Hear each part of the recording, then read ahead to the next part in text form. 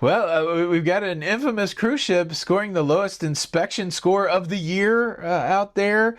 We also have a wild story about an overboard incident of a teenager from last month that's taken a twist.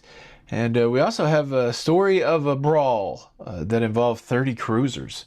Yeah, that and a whole lot more on today's episode. Let's go.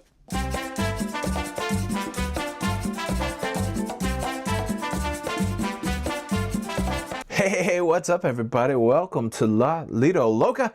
I am your host, Tony, here to talk you through everything going on in cruising. It's everything going on in cruising for your face on Thursday the 7th of August, 2025.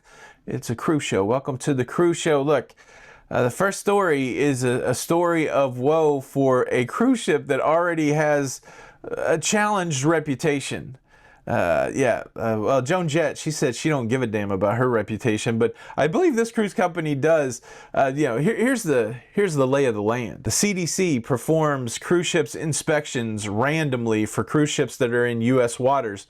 It's voluntary. And well, the Villa V Odyssey, the residency at sea cruise ship, had her first CDC inspection. I guess she made her way into U.S. waters somewhere along the way, and well, she received a failing score. A passing score is 86, and well, that 81 that the Villa V Odyssey received is the lowest score that's been clocked this year by the vessel sanitation program. A big thing that was cited on the report was issues with their potable water, drinking water. The chlorine levels were off. There were also issues with food and safety equipment, food stored not at the right temperature. There was some standing water, issues with the pool. There were several things that brought this score below the passing level of 86, and now they have to fix those things and be re-inspected by the CDC. It's a challenging thing for sure, and the interesting thing about Villa V Odyssey is the CEO over there, Michael Peterson, he's been very open about it. He talked about how hard it is to bring a 30-year-old cruise ship to life for a residency type experience, and he mentioned in response to this failing grade in the US that they'd passed several inspections, health inspections in Europe, and that certainly they have to continue to work on all of these things. But basically he said, cruising ain't easy, especially the way that they're trying to do it, and they're succeeding. They've visited over 100 ports of call. They had trouble in the beginning even getting that ship out of port in Belfast, but now they're making their way around the world. So the reality, the realization of this residency at sea where people can buy, a lifetime residency on a cruise ship, they're pitching themselves as like one of the more affordable ways to do it. But it seems like this latest one is being called out by the CDC. The CDC, they'll write you up. CDC. Shout out Ludacris. Now I do have a story about a massive brawl that broke out on a private island. I'll save that till a little later, but I thought I would tease it here so you could speculate as to which cruise line had this issue. Norwegian Cruise Line has announced that it will be doing away with bottled water in its drink package for the one ship that cruises in Hawaii, the Pride of America. In an attempt to reduce, single-use plastics, they're going to be installing Vero hydration stations, which are basically, purified, filtered water, refillable stations that you can scan your card to get water if you have the beverage package. Now, you can bring your own container, or they will also sell you a container, like a commemorative Vero container, the branded container to get your water with. Now, you can still buy individual bottles of water, but if you're getting unlimited water through the package, you have to use one of these machines. They're also going to have a water drink package for like $30, and you will get the commemorative bottle and you'll get the water refills. Though overall, I like the idea. I like the idea of reducing the single-use plastics, but the fact that you're still going to have to pay something to get this filtered water, like I know there's an expense to do the filtered water, but I think the bolder move would be just to make that available for everybody, right? Just completely, get rid of, bottled water, and tell people that if you're coming on board and you want to take water with you off into the cruise port, make sure that you have your own container, but we're going to give you like really good water to take out there with you. I think that would be the bolder move, but I guess it's baby steps, right? So, if you take the bottled water out of your drink package, you're going to reduce those plastics. But it is one of those things in all corporations, when you see these green initiatives, certainly you can applaud the initiative to do things in a more environmental friendly way. But many times there's also, how do we make sure we still make money at it kind of thing? That's the dance of the business, right? Everything's still about the money, but definitely a plus for the reducing of the plastics.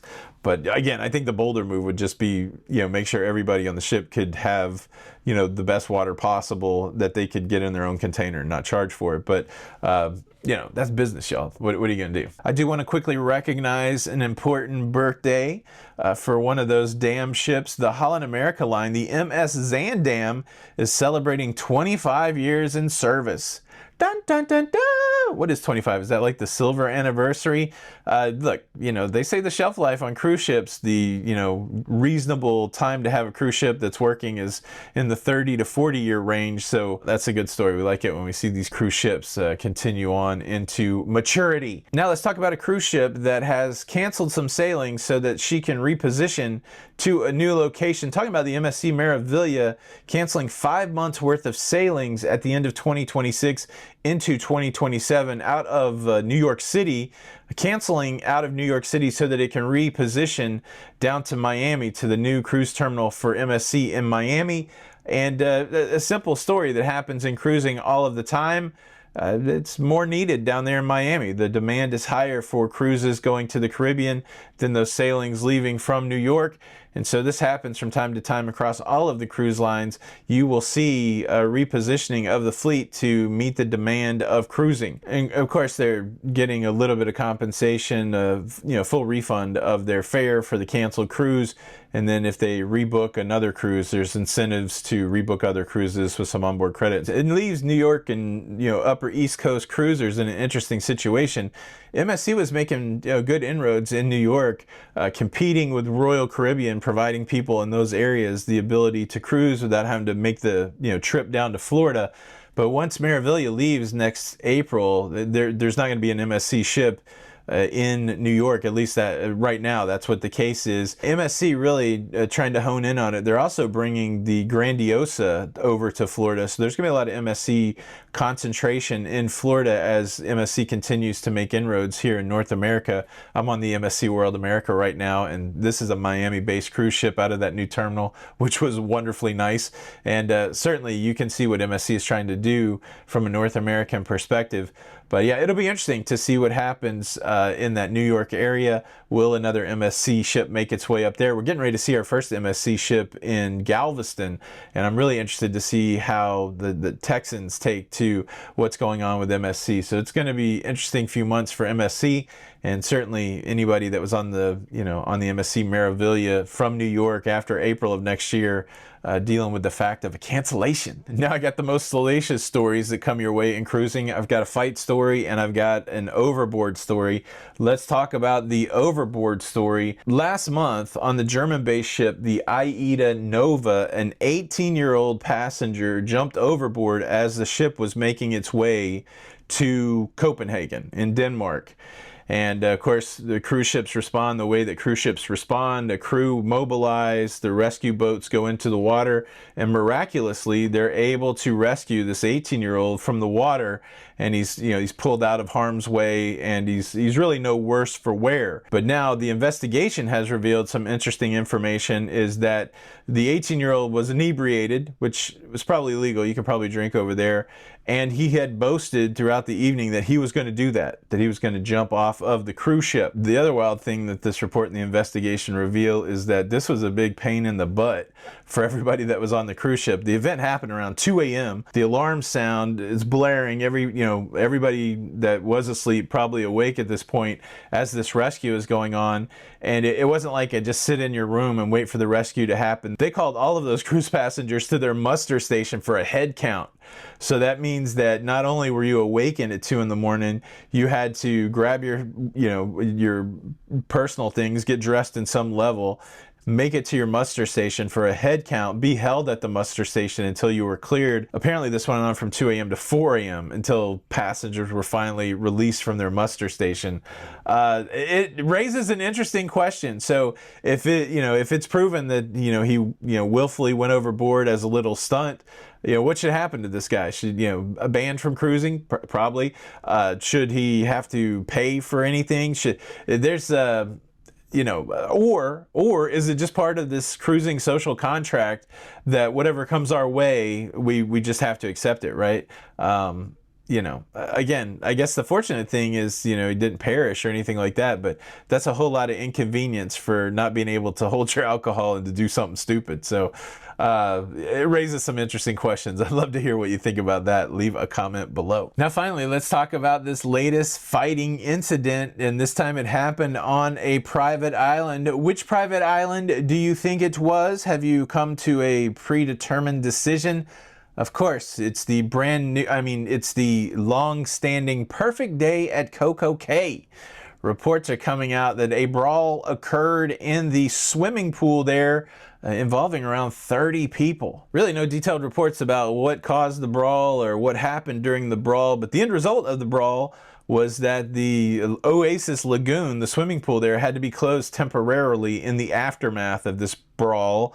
Royal Caribbean hasn't released any statements. We don't know if, like I said, if anybody got banned or anything like that. But look, it happens, I suppose, and it can even happen at your perfect day. Perfect day ruined by fisticuffs. I mean, thinking about it, I think the last place I'd want to get into some sort of fracas is in a swimming pool, because then how can I do my crane? I can't really do that crane kick from the swimming pool. Did you know I was the Karate Kid? No, look, that's everything that's going on in cruising. Subscribe for more if you like.